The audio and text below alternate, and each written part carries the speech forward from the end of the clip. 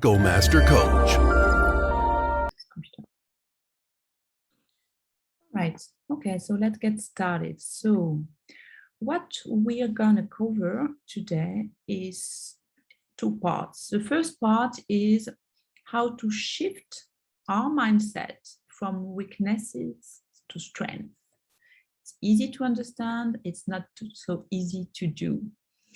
Okay, that's the first part. And the second part will be in how to identify our top 5 strengths. So some of you did the assessment, some of you know already what are the key strengths. We're going to look on how you can go further and how you can help your client identify their strengths. Feel free to interrupt at any moment. Feel free to share your comments in the chat. As usual, I really like when you interact. Okay, so there's been a huge shift in the past 2 decades, I would say, from focusing on weaknesses to focusing on strengths. Unfortunately, there's a lot of people and a lot of companies who are still focusing much more on weaknesses than strengths, but it's changing more and more, and we're going to look at that. So why is it important to know your strengths and to leverage them? It's important, according to Gallup, because people who use their strengths every day are three times more likely to report having an excellent quality of life, which is huge, right? And 6 times more likely to be engaged at work. Can you imagine that? That's a big multiplier. So, but first, okay, let's talk about strengths, but how would you guys define strength? What is a strength for you? Any ideas? Feel free to unmute, to share in the chat. Okay, so skills or an ability that defines you and where you are at your best. Yes, that's part of the definition. Definitely, there's many different definitions of strengths. So something that comes naturally, that's another something one. That you excel at? Say that again, Laura. I didn't get it. Something that you excel at. It could be that you naturally are better at it, or you have practiced it so well, that so much that you are good at it as well. Exactly. So thank you, Laura. So it's a combination of different things. So there's the gifts, you know, the areas where you're really, really good at it naturally. And sometimes people don't even realize that they are gifted because it's so natural, so easy for them, that for them it's normal. It's at the intersection of loves as well. So when you're gifted, but also what you love. You might be gifted in one area, but if you don't invest time, if you don't really love it, you will not become extremely good at. And skills. It's more knowledge, capabilities you have acquired. Okay, so strengths is at the intersection of gifts, loves, and skills. This is one definition of strengths. Obviously, there are many different. This is one of them. Does this remind you something? These 3 circles? Ikigai or? Yes. Thank you, Shanaz. So yes, I had a breakthrough the other day. Yes, it's very close to the Ikigai concept, right? What you love, which are your talents, your passion, sorry. What you're good at, which are your talent. What you can be paid for is more your skills you've developed over the years, right? So what does it mean? It means that your Ikigai is where you use your strengths. Another definition of strength is the one from Gallup. It's talent times investment equals strength. So if you have a natural talent, so one of my girls, for instance, my daughter, she sings very well. So that's her talent. If she really invests her time, she might develop this as a key strength. Okay, so it's talent time investment. Is it clear? So the question is, what are your superpowers? So what I want you to do right now is to draw a star on a paper. So please draw a star on a paper. And I want you to list 5 strengths, your top 5 strengths, right? So strengths 1, 2, 3, 4, 5. You don't have, there's no particular order. So try to do that. If you're not sure about your top 5 strengths, that's okay. Just put 1, 2, or 3. List the ones you know. Okay. You can also mention your weaknesses, right, in the corners. So draw your star.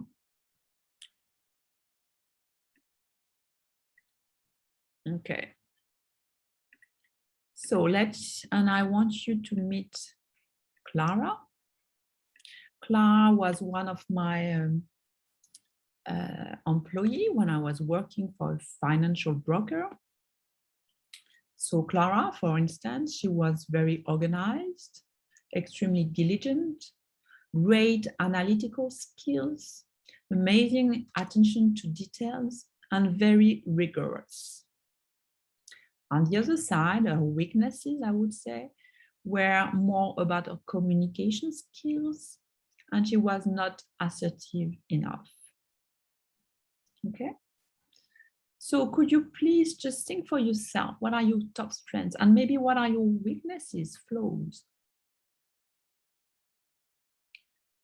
All right, and we're going to do a little game now. Are you done with your top 5? Don't worry, we'll go through your strengths in more detail. Just take a pen, show me your pen, take your pen. Yes, okay. We're going to do a little competition now. So what we're going to do, I will ask you to write superpower, just the word, superpower 5 times. And the first one to complete will raise the hand. Okay, when you're done, you raise your hand. Are you guys ready? Is it clear? Any questions? Don't start. Don't start.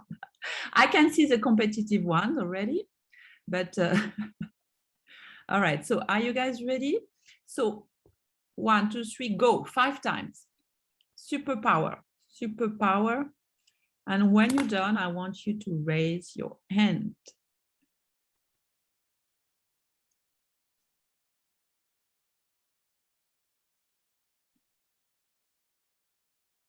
Ooh, wow, okay. I think Shana, it's difficult for me. Yeah, Benjamin, Shanaz, maybe Vinci. Okay, well done, guys. So now, yes, well done. I want you guys just to show me your pen, please.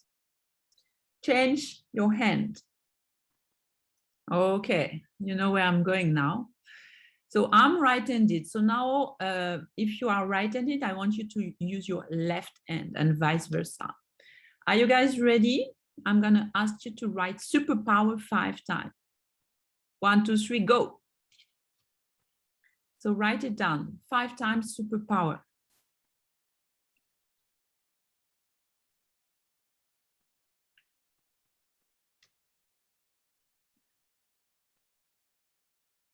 Normally, I check if I can properly read. Raise your hand when you're done, guys. You're pretty slow.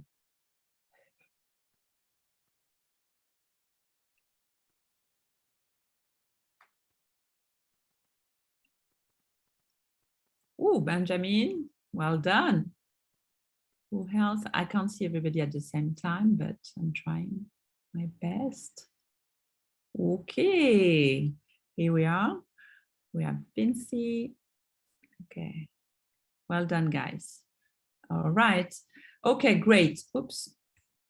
So do you know where I'm going now? Any idea?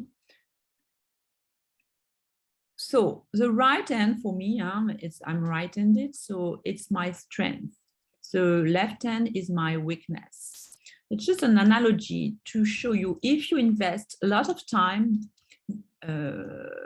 just trying to improve your your ability to write very fast and very well with your right hand, it's going to be great. You will have a very nice writing. However, if you try to do that with your other hand, it will take a lot of time, a lot of effort for a result that is not so amazing. You will have a marginal result.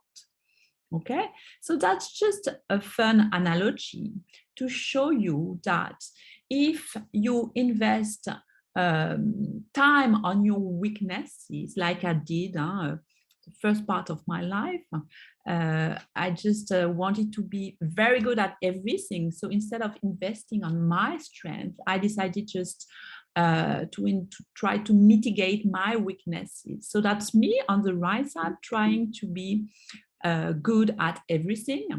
Obviously, I couldn't be very good at everything, so I ended up being okay-ish at everything.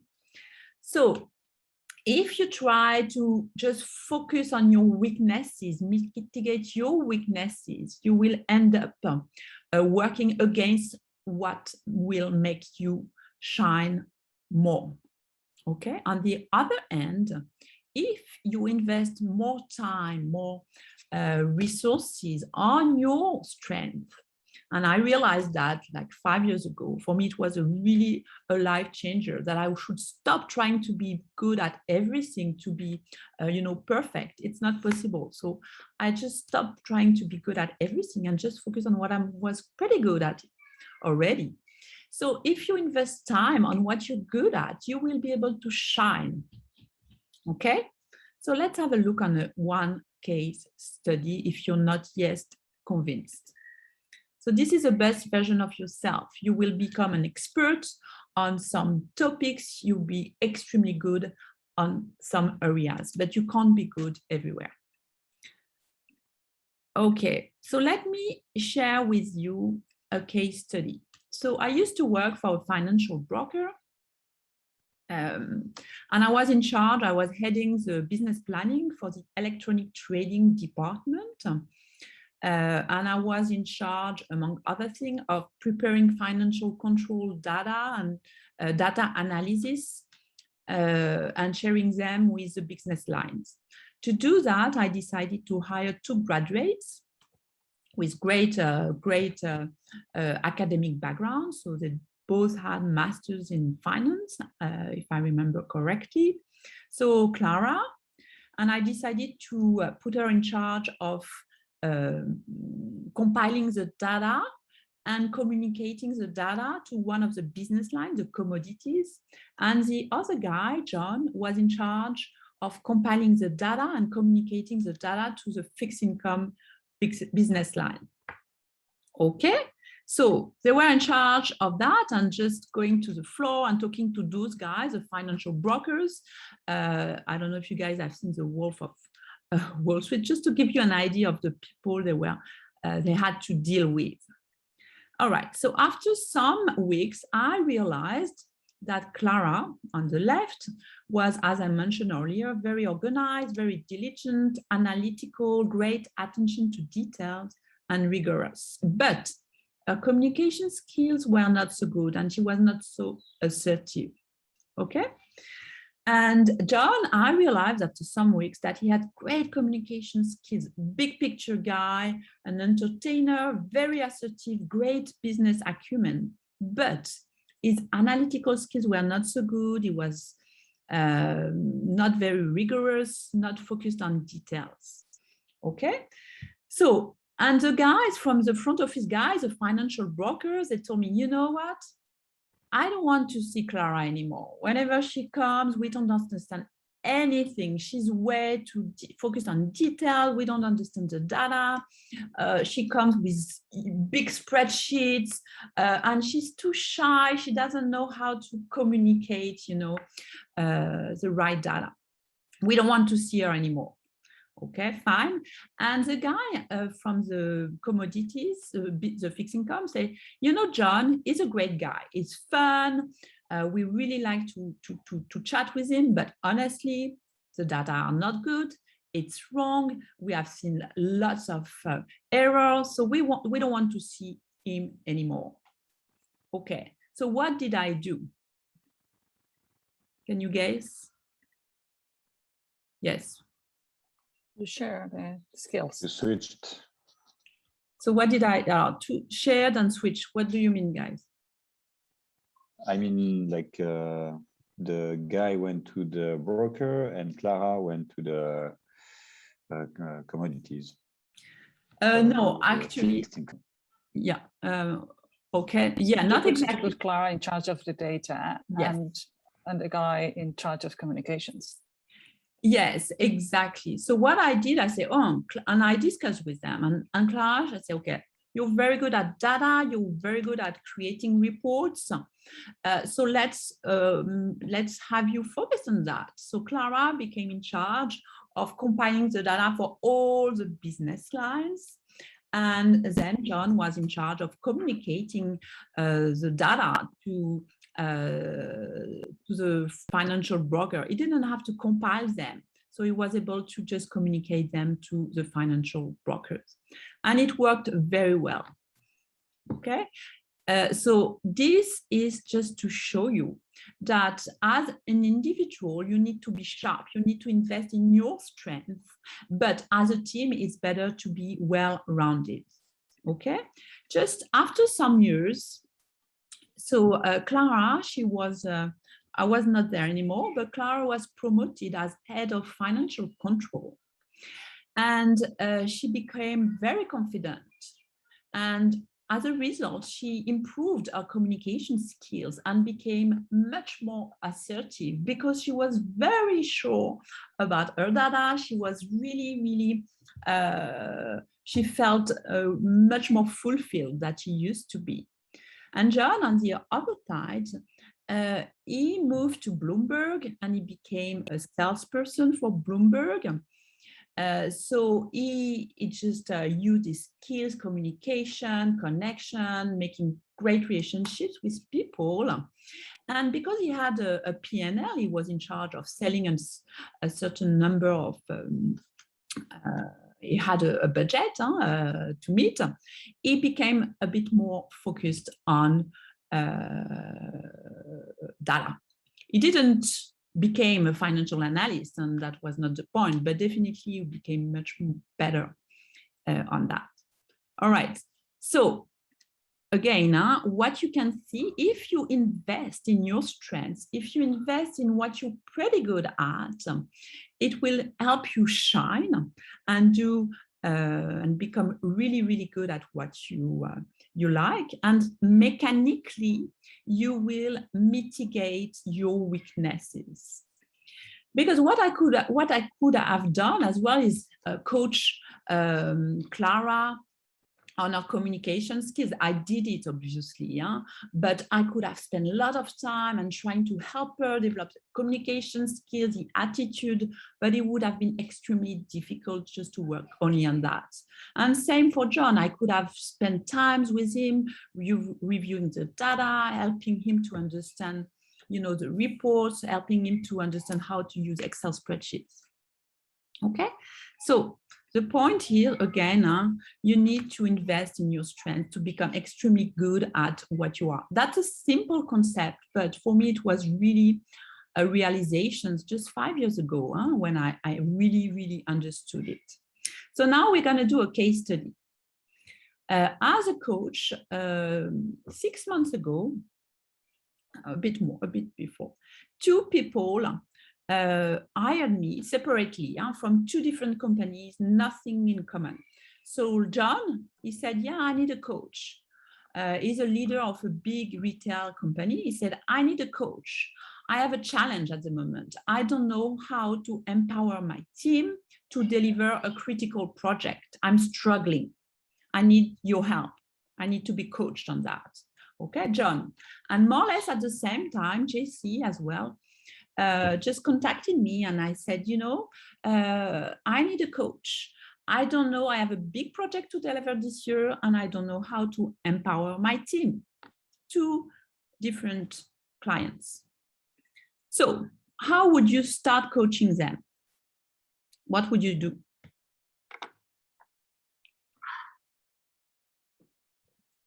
How would you start the coaching process?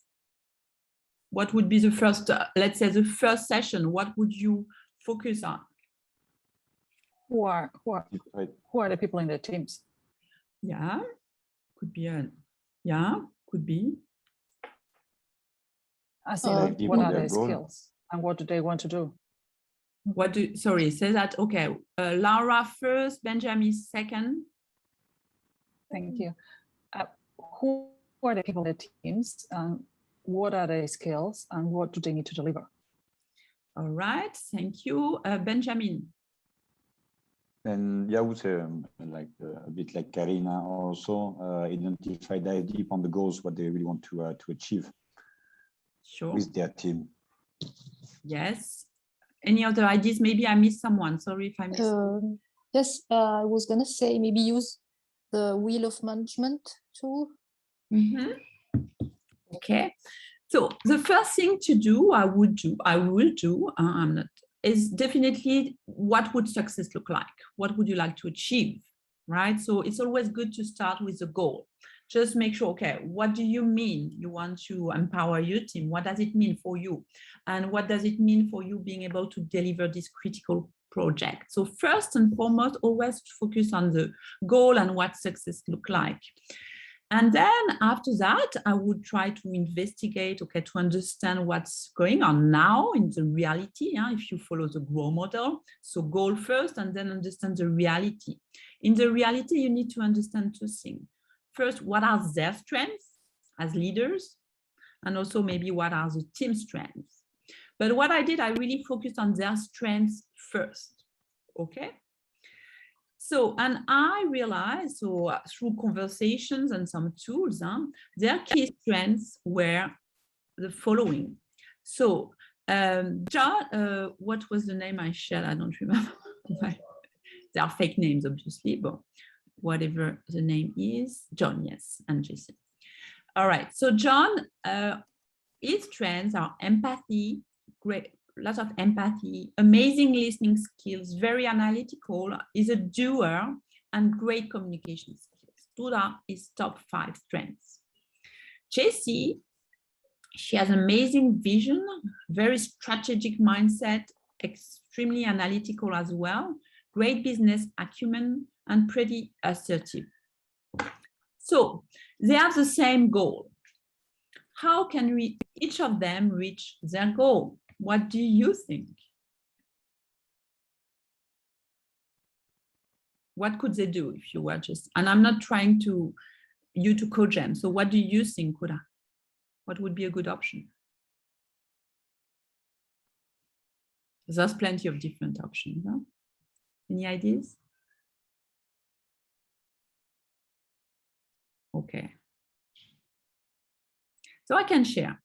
So the issue with John basically is that we realized that he couldn't lead his team because he was very nice guy. They really, his teammates, they really like him as a boss, but he didn't have a clear vision.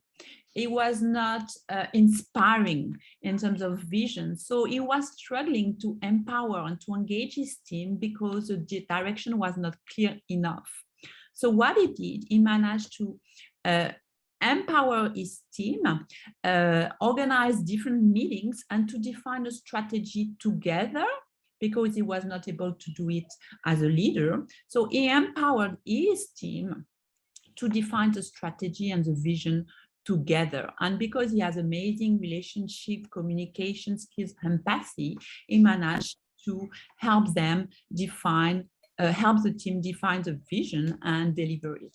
On the other hand, Jessie, she was lacking, empathy, listening skills. She was not a coach as a leader. So, but she had amazing vision and strategic mindset. So what she did, she really worked on the vision for the project, on the strategic plan, and she decided to inspire the team. because she couldn't manage to empower them by listening to them, coaching them. That was not her thing. So of course she knew she had to improve on that. But what she did, she empowered someone from the team, and she nominated this person as a deputy to help her with the team cohesion. And she worked on her vision and strategy, and she managed to empower the team through that. Is it clear? So I just wanted to show you that for the same goal, you can have different strategies. And one of the errors we do as coaches is what most of the time we think of what would work for us. Okay? And on these two examples, what you need to do is really to try to understand the strengths and try to help them understand how they can leverage their strengths, their superpowers, to reach a goal. Okay, so that's the first part. So I love this quote. Some people attribute this quote to Einstein. I don't know if it's they're not 100% sure, but it's a very good one. So everybody is a genius, but if you judge a fish by its ability to climb a tree, it will live its whole life believing that it is stupid. Okay.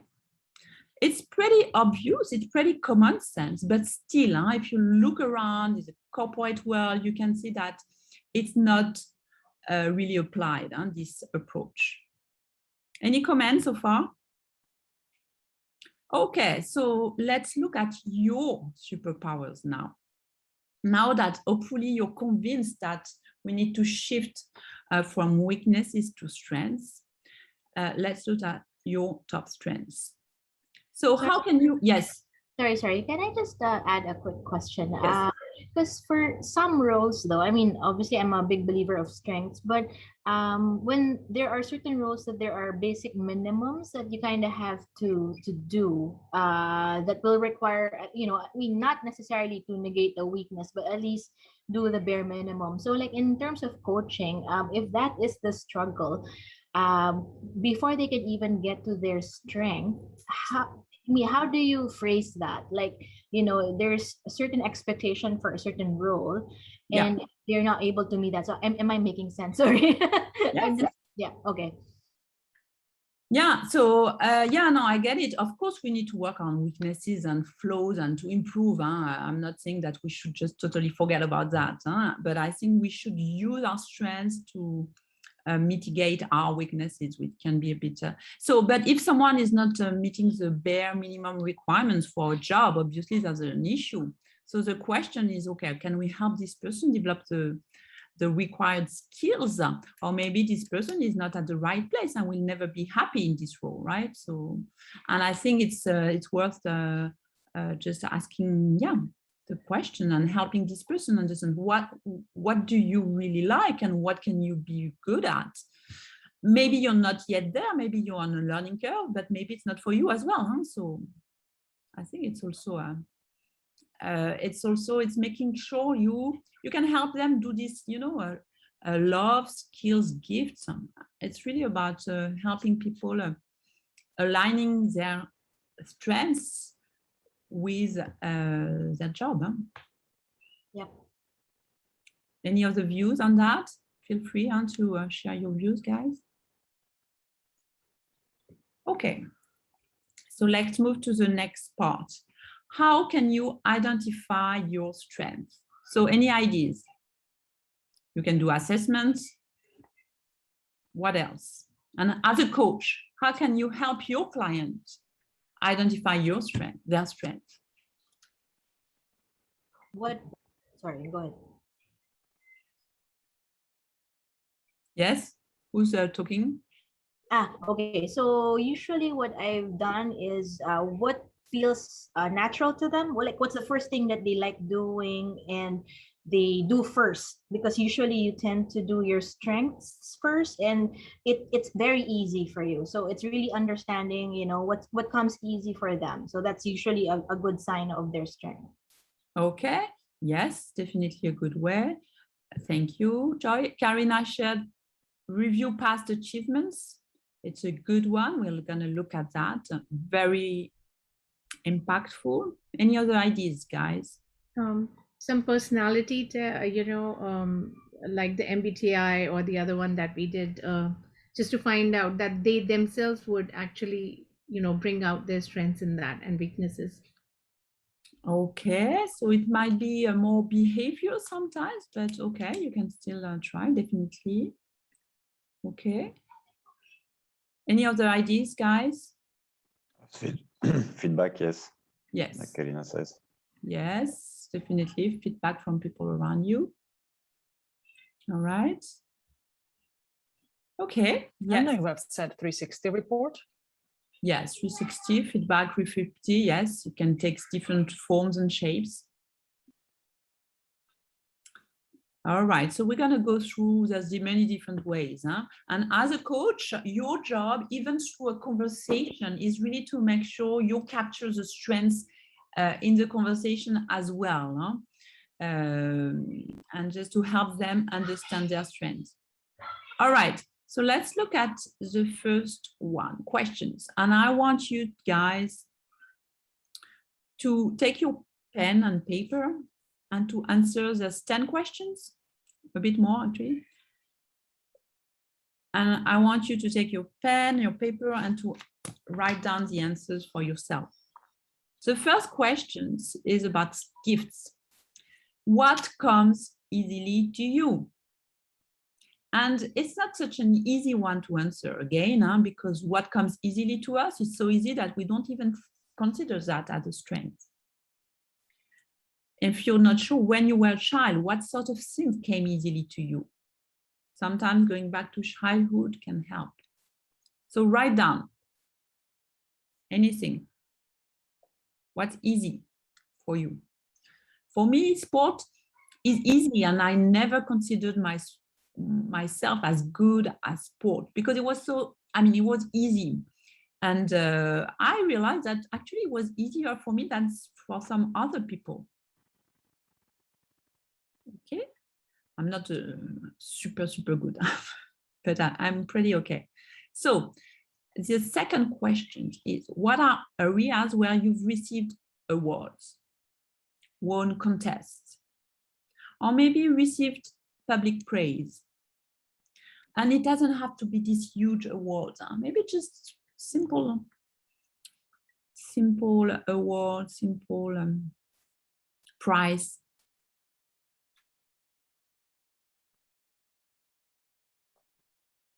Write down all the things you think about. Third question. What do you get complimented on most?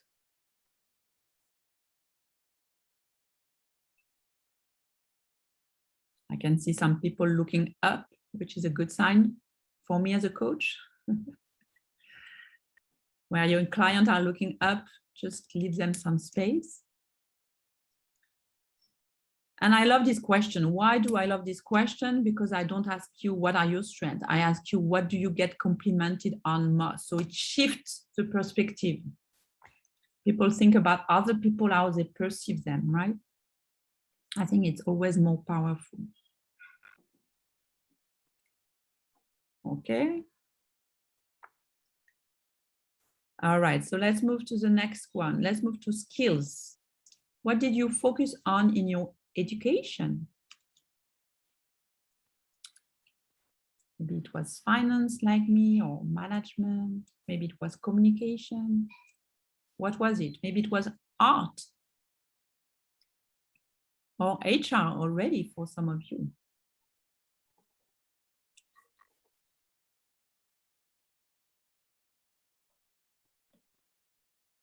Okay. What do you study or read about in your spare time?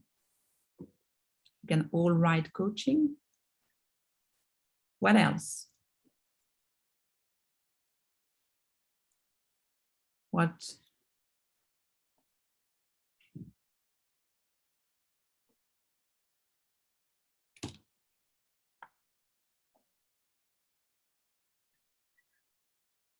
What additional training have you received as part of your job or maybe on the side? Think about trainings.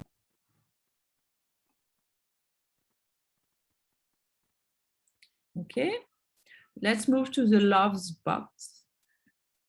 What part of your current job do you love the most? Think about it. It's not always easy to define. And that's going back to what Joy said. Was it Joy? Yeah, I think. What do you love about your job? Is it talking to people? Is it preparing, thinking about new ideas? Is it, connecting with new people? Is it preparing spreadsheets? Is it, what is it? Which part?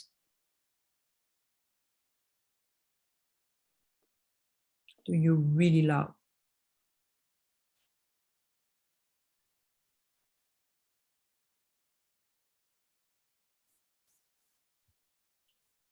Is it about learning?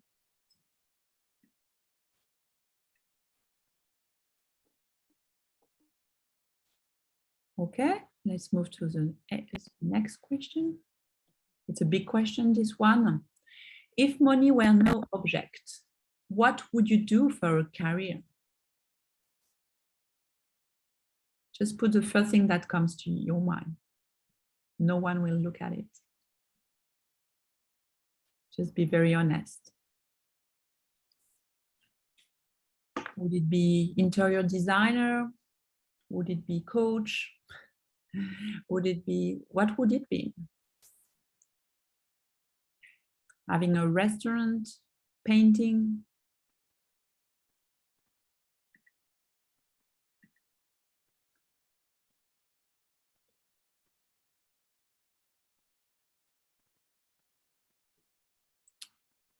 Okay. All right, so let's move to the next question. Which activities do you get lost in? When are you in the flow? When you are just so focused that you don't even see time flying and you feel very good about what you're doing. And it can be anything, from cooking to painting, just to preparing slides, thinking about solutions for new products, or just sharing ideas with people. When are you in the flow?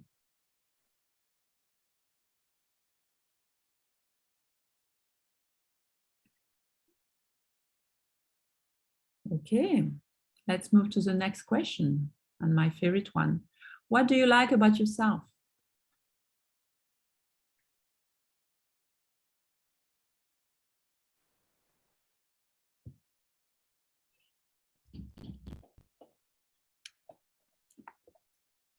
So what do you like about yourself?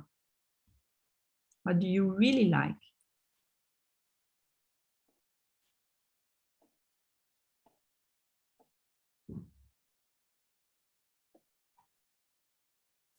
Not an easy one.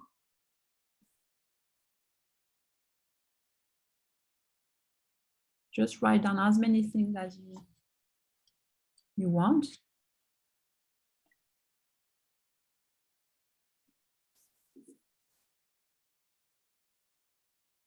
Okay, and once you're done, you can just look at the different boxes and see if there's, gifts, skills, loves, if there's any commonalities, if there's any patterns,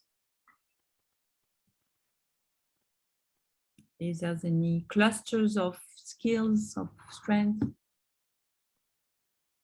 Feel free to share if you want.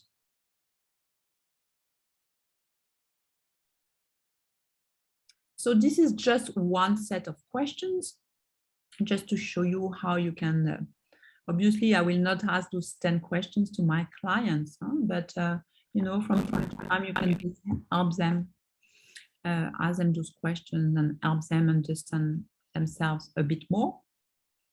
Instead of asking what are your strengths, you just go, through a different route. Anyone wants to share any findings?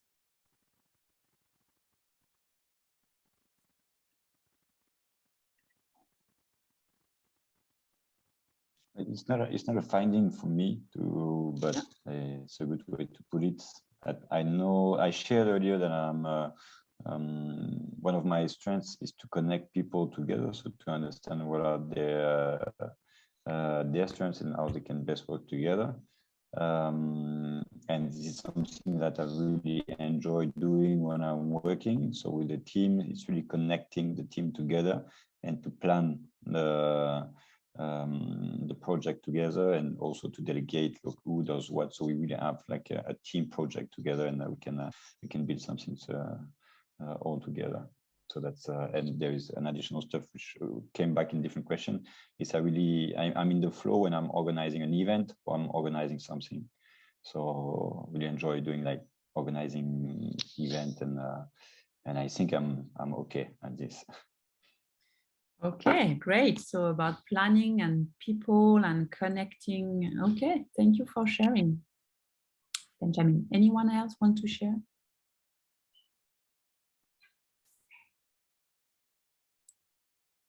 Okay. All right. So this is just the first set of questions. What you can also do, and the second strategy and to help people understand the strength, is to do what we call reverse engineer. What someone mentioned, was it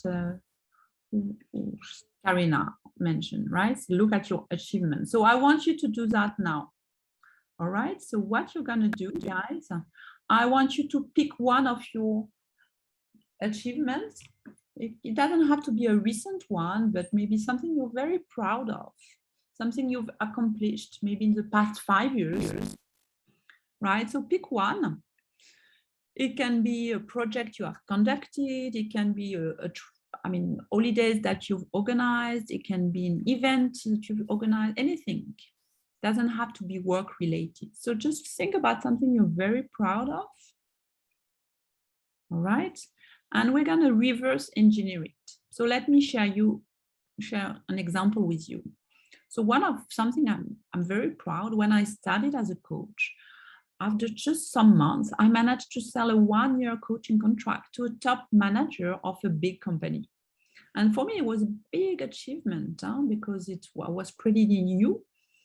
And I managed to do that. So then I just reflected and I stepped back and I said, okay, how did I manage this? Which strengths did I use to do that?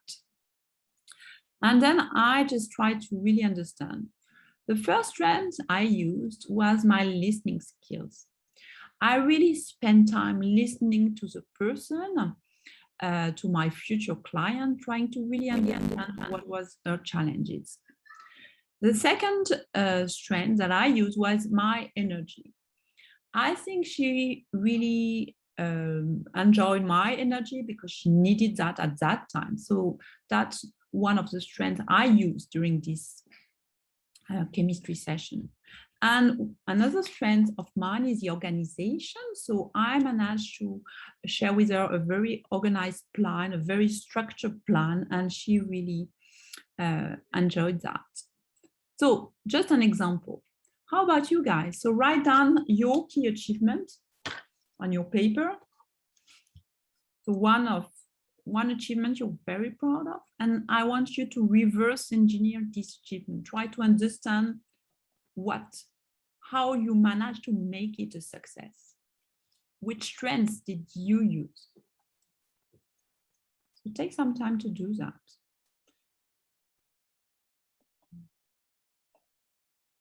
And if you want, you can take more than one achievement. You can take 2, 3. So try to look, why were you promoted, for instance? How did you manage to organize this event, Benjamin, successfully, for instance, because since you shared that.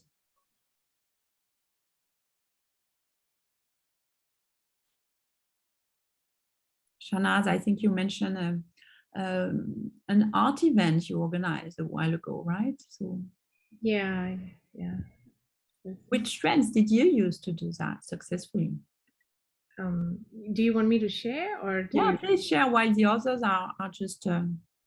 Yeah, I was just writing about that. So Oh, it good. was in a very yeah, it was in a very short time. We were just given 2 weeks. So, and this was going to be at the Arts House, which is like a great gallery, the main gallery downstairs. So we, in spite of the COVID, I think it was because we were flexible enough to say we'll do it. You know, it was with my co-artist, and we worked around with each other's ideas because she had some ideas, I had some ideas, but we had to be flexible to kind of accept each other's, to coordinate better, to kind of take in all the ideas and say, okay, you know, this is good, this is good, maybe this is not doable at this moment. So we made it much more doable. In the short time, we got digital art in from different people because it was going to be community participation. So I think the ability to strategize, to be flexible, and to I was just thinking of the third strength when you asked me. So yeah, one was we were flexible with each other and flexible with the idea, so that was our strength, I think. The other one was we were strategic, like we knew the situation and it was COVID and not many people could come, but then we invited people and we did all that, even got the art in, you know, in whatever format that was the most that we could do. Like earlier we thought we would get it in by mail, then we just got digital and we put it up, we printed it, we did all that. So okay, so very agile as well. Okay, agile, flexible, and you strategize it. And it's something that I've noticed, and I'm sure many other people, you say we. So I would, if I were to coach you, I would try to understand more about you. What did you do? You know? oh, okay. No, because this was I get. Yeah, it was yeah, I can't take the credit for that, but yes, I think I did as much as she did. So okay. Yeah. So collaborative, I would say, as a third, yes. as a third one. Okay, thank you for sharing. So the point is, but I think it's important just to ask those questions. So reverse engineering. Anyone else want to share? All right. So reverse engineering your successes, it can be extremely powerful and it's not easy. And if you do that on 1, 2, 3 events, you will realize that all your success, for all your success, you use more or less the same strength. Just do it and you will see. That's pretty striking and most of the time. And what you can do is you can do as well use a life map to do this reverse engineer exercise. So life map is a very simple tool where you have to just list the key events in your life. It doesn't have to be positive events. It can be also tough events, and just assess the level of satisfaction for each of those events. So life map, you can ask your client to do this life maps, and then you can go through this life map with your client and focus on the I's. How did you manage to get your first job in 1998? Okay, what did you do? Which strengths did you use? How about this new job, new company a bit later on, right? Life map is a great tool to use for many different things. I won't cover everything today because the focus of this webinar is more on strengths. But life map is a great way as well to understand people's strengths and values and ability also to bounce back from difficult events. Okay, and it's also a great way to understand what skills were developed along the way. What did you do after you were fired, like in 2017? How did you manage to get this job in Singapore? Okay, what skills did you learn? So again, we won't spend too much time today, but it's one of my favorite tools and it's a great way to understand people's strengths. Okay, and this is what it looks like in the toolbox. Any question on that? Okay. All right, so those are a set of questions. So next one is very powerful, 360 feedback. So 360 feedback, so you can use it. Who did it already using the tool?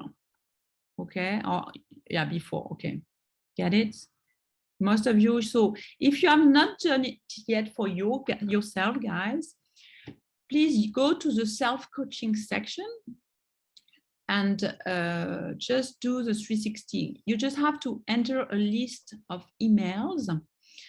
You can enter some colleagues, some former colleagues, family, friends. This is your only opportunity to have feedback from people from work, but also from outside work. And it's very important and very interesting to get it. Because you will see if you're aligned, if people at work and outside work see you the same way. Obviously, they won't exactly see you the same way. But so do it for yourself. As part of the training, it's really a great exercise to do, because as a coach, your first client, you know who's your first client? It's you guys. You are your first client.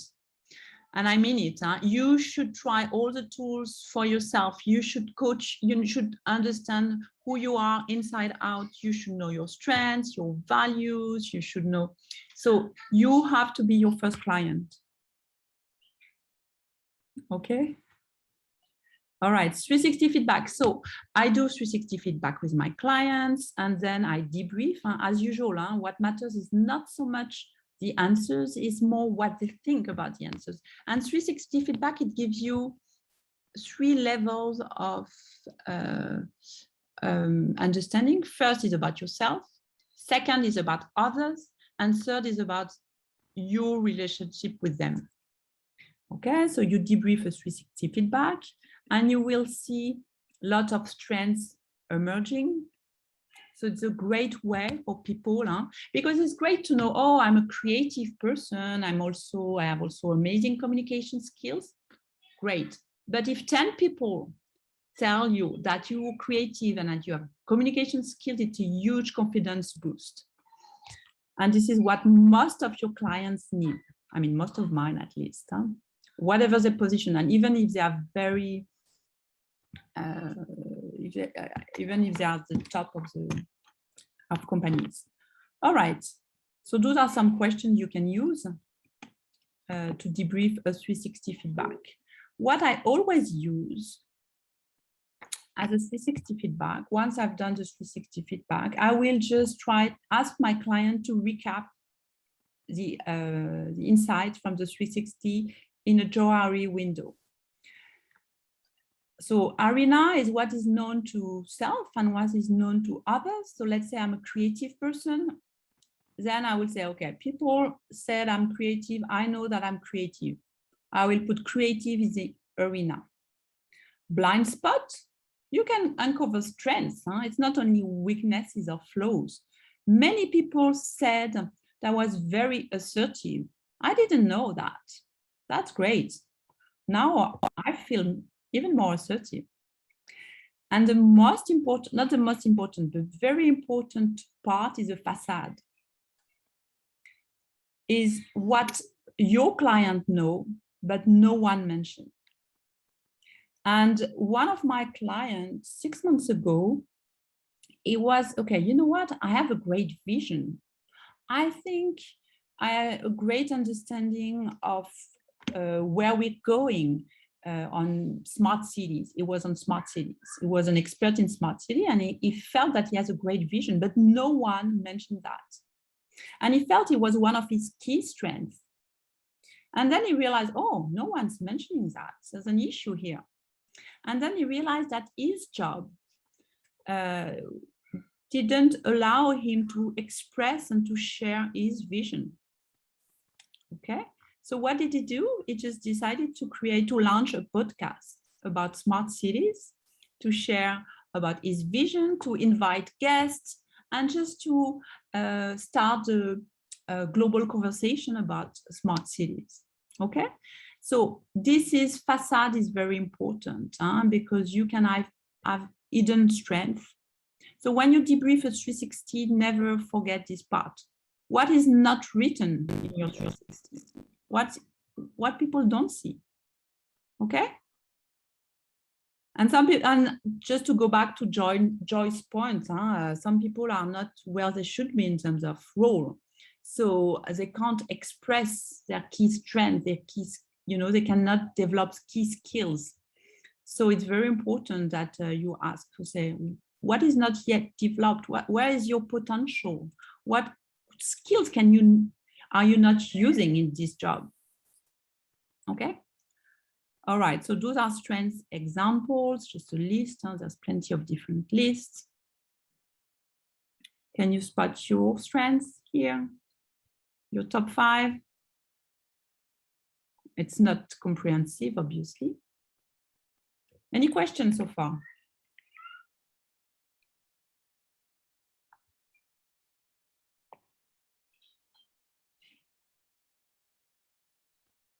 Okay. So maybe one, yeah. just one, versatile, it's a strength? Yes. Okay. Well, you see that more as a weakness or what? No? No, or maybe I just don't have the right definition in my mind. Okay. I think it's about, yeah, go ahead.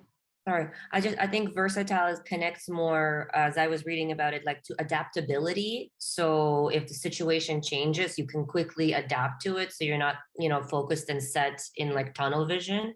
So versatility means, to me at least, more like adaptability to anything that changes. Okay, cool. Thanks. All right. Okay, so let's move to the assessment. So assessment, you can do different assessments. Again, as a strength finder from Gallup, there's my strengths that we have developed, which is the same approach. Okay, any other assessment that that could be useful? Okay, but if your client really wants to develop their strengths, you can ask them to do the my strengths. And then it's also about asking, when are you in the flow? And I don't know if you guys are familiar with what it means to be in the flow. Just a quick reminder is when you're totally involved in one activity. And this has been coined by this guy. I can still not pronounce his name. He just died recently, but he did amazing work on flow and what it means to be in the zone. So just a quick reminder what it means to be in the zone. So in the flow, it's when you're completely involved, you have this sense of ecstasy, you have clarity, everything is very clear. You know that you have the skills to do it. Okay, you feel very serene, very good. You don't see the time flying, you just look at your watch and just 1 hour, 2 hours have gone. You don't know where. And last but not least, and it's very important, whatever you do when you're in the flow, it just comes from intrinsic motivation. You don't need pressure from the outside to do what you do when you're in the flow, right? It's just you being motivated to do what you're doing. Okay, and what we all want is to be in the flow. Obviously, we can't do that all the time. We can't be in the flow all the time, but it's important. So just try to think when you're in the flow. Okay, and people who are autotylic are more likely to achieve flow. So are you guys autotylic? So what is an autotylic person? Is someone who is very curious, very persistent, low self-centered, and you do activities most of the time just because you are motivated intrinsically. You don't need external pressures, external guidance, external obligations. Okay, and auto is self and goal is telos in Greek. So yeah, just you can also reverse engineer again. When are you in the flow, in the zone? Maybe it's painting. And just try, okay, when I'm painting, I'm in the flow. Which skill am I using? Which strength am I using? Okay, so those are just examples. All right. And you can help your client just, you know, if they share about something that they're doing the weekend and just be curious about it. So, oh, I understand that you love cooking and you spend like Saturday morning cooking. So what do you enjoy? What skills do you use? What strengths? Your job as a coach is to be a strength seeker. You need to help your client just understand their strengths inside out. Okay, what do you do then once you know? Okay, it's about also what you're curious about. What are your apps? You know, what do you read? It's when you're in the flow. Okay, you won't have to do an Hindu squat. I will just. So now the question is great to understand your strengths. But what you need to know and to do as a coach is to help your client, as I mentioned earlier, just understand how they can use their strengths to reach their goals. So just think about your main goal at the moment. Write it down. What is your big goal at the moment? Not big, but maybe it's change job, maybe just complete one project. Just write one goal. One of your goals. Very interesting.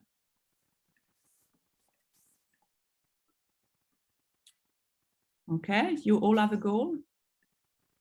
It doesn't have to be a big goal, by the way. It can be just, I don't know, complete this small project or organize my weekend or whatever you want. Organize my... Now, think about which strengths of yours can you use to reach your goal faster?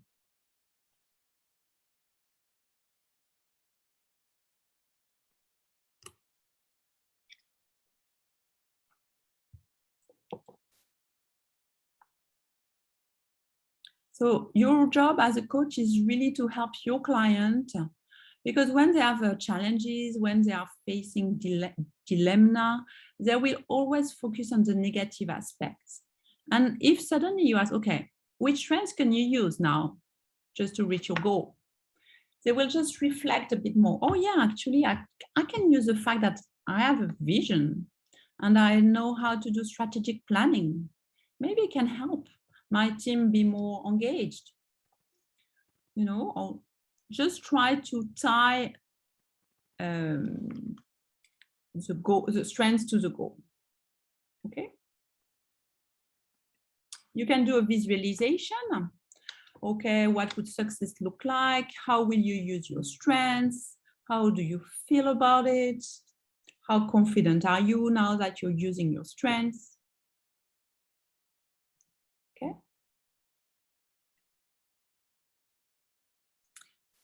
And what we mentioned earlier is it's important that you invest in your strengths. It's great to have strengths, but you need to every day just to use them, to develop them. So let me ask you a question. How do you develop your strengths on a daily basis? What do you do to become even better at what you're doing, at what we're very good at?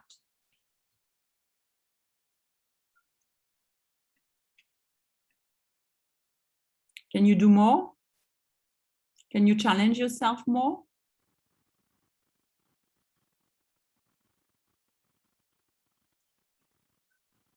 Take risks. Yes, Karina. What kind of risk would you like to share?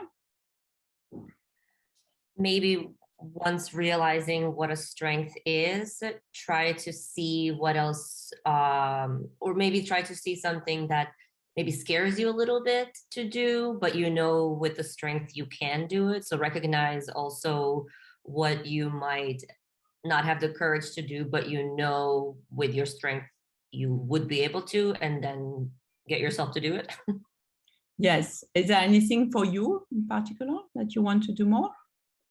I'm always trying to improve my strengths, and every day with my job as a teacher, I put myself in situations where I try to practice those strengths, even though, and sometimes the weaknesses as well, which I'm trying to also improve. Sure. But it's not always comfortable because it's still through communication with people, and that's always a risk. You don't know how it's going to turn out. Good. Okay, thanks for sharing. If it's not comfortable, it's a good sign, right? If it's too comfortable, it means that you're just in your comfort zone and you're not learning, not growing. So you need to stretch yourself a bit more. Just write down how you can stretch yourself a bit more tomorrow, maybe.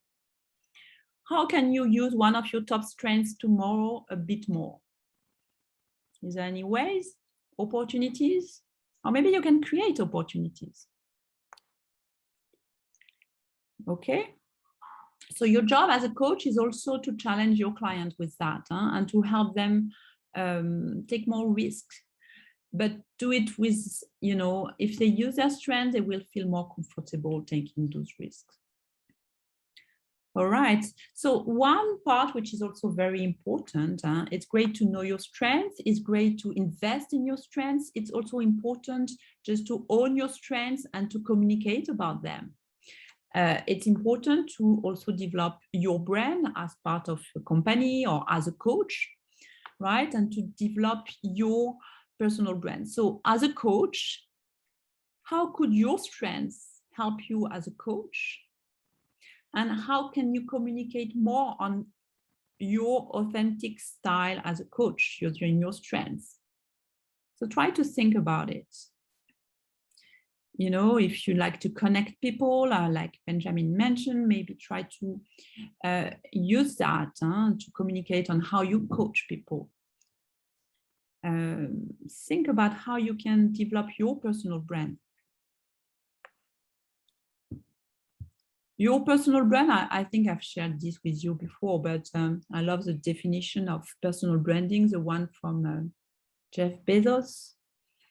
It says that your personal brand is what other people say when you're not in the room. Okay. And it should be it should be your top strengths, hopefully. Okay. So you need to work, you need to know your strengths, you need to invest in your strengths, you need to communicate as well about what you do and how you use your strengths in whatever you do. Is it clear or not? Yes, no? Okay. So try to think on what kind of coach and how you can be. And there's so many coaches around and that. So if you really want to make a difference, you need to really make sure you are very crystal clear on your unique selling points, and your unique selling points have to be your strength. That's it. So don't try to find fancy words or, just follow the trends, just be yourself and just totally own your strength. And it's very true. Yeah, go ahead. You have a class also, like how to find your niche, I think, no? Yes, it's on Thursday. Okay. Yes, it's a different topic indeed. But the first thing to find your niche is really to know yourself very well and to be an authentic coach and to develop your style. It's very important that you totally live and breathe your strength. Okay. Okay, that's it about it. So boost your brand, revisit your pitch. So we won't talk about that now, but it's also very important. And I have many clients, and it's not only ladies, it's also men who know they're very good at what they're doing, extremely good. They are amazing strengths, but they don't know how to communicate about it.